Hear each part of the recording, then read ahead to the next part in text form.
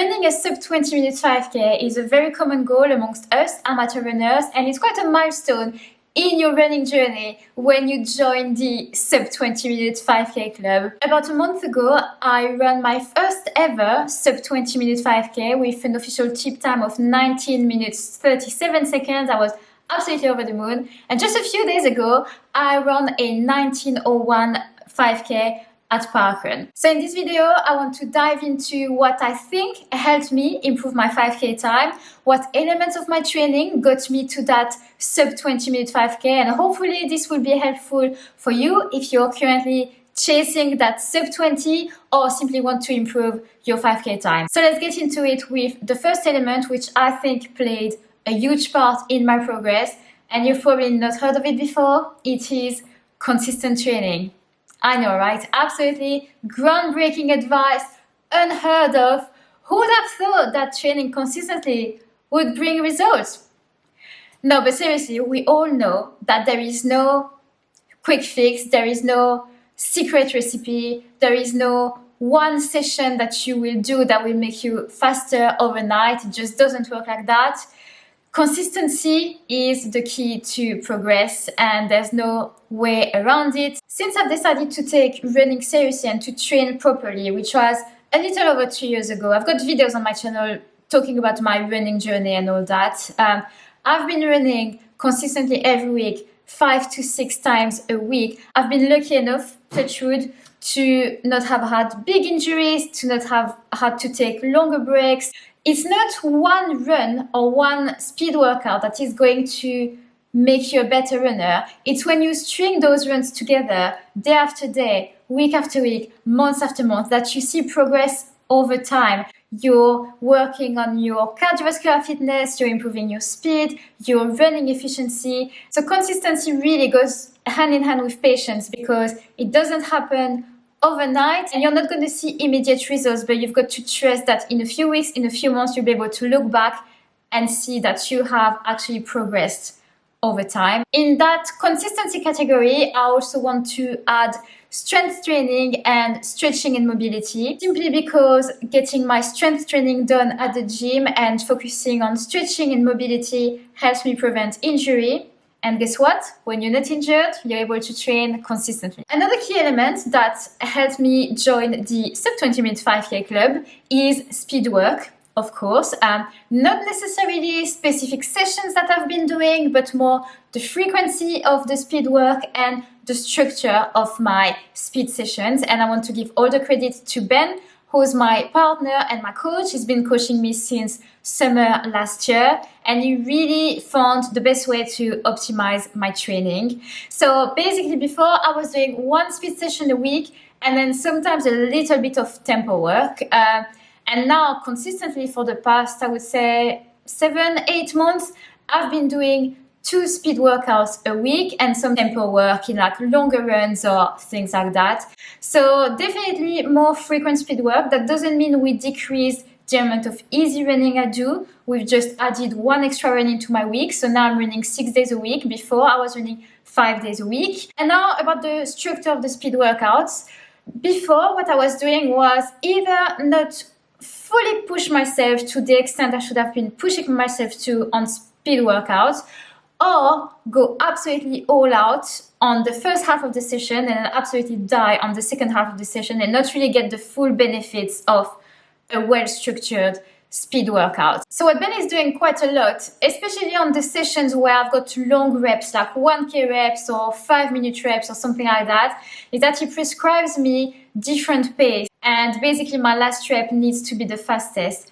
And not only does this help me improve and control my pacing a bit more, but also it trains me to unlock that extra gear at the end of the session when I've got to find those few extra seconds because I've got to hit the pace, but my legs are tired and I feel like I've got nothing left, but somehow there is still something to give to finish faster. And it's really good practice for races, because on race day, ideally that's what you want to be able to do.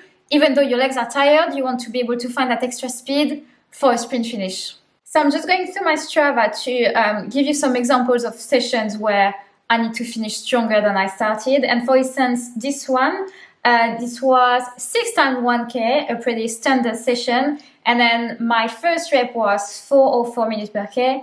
My final rep was 353 minutes per K. Another session, well, actually this morning, a session that I did was the warm-up, and then I had 3K without a break. But my first K was around 425 minutes per K, and then the second K around 415 minutes per K, and then the third K around 405 minutes per K, and then a 3-minute break, and then do this again, the 3K with the same paces, and then a little break, and then I had to still find some speed to do 4 times 30 seconds all-out effort. In this speed work category, I also want to add the long run workouts that Ben implemented. I spoke about it in the previous video when I talked about my half marathon progress.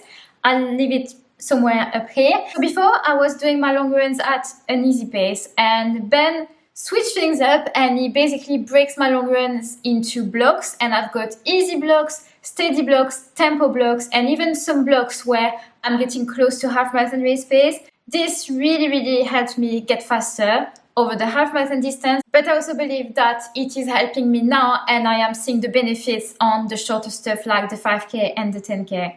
Everything is public on my Strava, so if you want to check out what I've been doing, if you want some inspiration for your speed workouts, feel free to check it out. Another element that might seem counterintuitive, but in my own experience it worked, it's switch your focus. In summer last year, I was very much focusing on the 5K distance, and I did manage to bring my time down to 20 minutes 19, but I couldn't improve any further. So I decided to park this and to focus on the half marathon, a much longer distance. I was training for half marathon races, and I spent pretty much 6 months solely focusing on the half marathon. It helped me increase my training volume. I was doing longer runs. I was sometimes running on tired legs, and then I did a bunch of half marathon races. So I was doing an all-out race effort for 21K, which is much longer than a 5K race. I believe that all this half marathon training bumped up my fitness, and it's paying off right now on the shorter distances, because this year what happened, well, without specifically training for a 5K, I signed up to a 5K race at the very last minute. I turned up and I got my sub 20, and I didn't just scrape under 20 minutes. My first ever sub 20 was a 19 minutes 37 5K. Another thing that helped me improve my 5K time is to race more for 2 main reasons. Just to do more all-out race efforts, because when you're in an actual race, it is much easier to push yourself when you've got people to chase, you've got people behind you, you don't want them to catch you. I find it much easier than trying to push myself if I'm doing some sort of time trial on my own. And also I find that whenever I race, I gain a little bit of fitness from that race, which I then can apply to my following weeks of training and then get fitter for my next race. And finally, I believe parkruns have been really helpful in this process. I love going to different parkruns and film parkrun vlogs, but they also fit really well into my training. For most parkruns, I did a really good 5K effort, usually faster than tempo pace, because I always get carried away and I push myself a bit more when I'm running with people. And did you even do parkrun if you didn't get carried away? So it was, a solid 5K effort, and also it was a good indicator of my fitness. For instance, a bit earlier this year, I did a parkrun on tired legs on a course that was not PB friendly at all. I didn't go all out, I didn't fully race it, and I finished in 20 minutes 30 seconds, which made me think that if I were to do a 5K race on a flat course with fresh legs, then a sub 20 minute 5K was definitely possible. Okay, let's do a quick recap. So I think the key element really to any type of progress is consistent training, and then the consistency is also what helped me get to a place where I could handle 2 speed sessions a week, or 1 speed session and 1 speedy parkrun. If you're plateauing, switch your focus, go train for a half marathon or a marathon, and then you'll really surprise yourself, and most likely you'll knock off your 5K time. And then do more races and more parkruns, get more race practice in, and use the parkruns to do some solid 5K efforts and get an idea of where your fitness is at. If you are currently chasing that sub 20 minute 5K, persevere. If you take anything away from the videos I've been posting on my channel, I hope it is that consistency is always rewarded. I started running seriously a couple years ago, and I am now a 19 minutes 5K runner, which is wild. So just keep training consistently, be smart with your training, and you will get your sub 20-minute 5K. I really hope this video was helpful and that you were able to take a few things away from my experience. I hope I didn't waffle on too much. Thank you guys so much for watching. I'm really curious to hear your thoughts or any tips you may have. So hopefully we can chat in the comments. See you in the next one. Bye!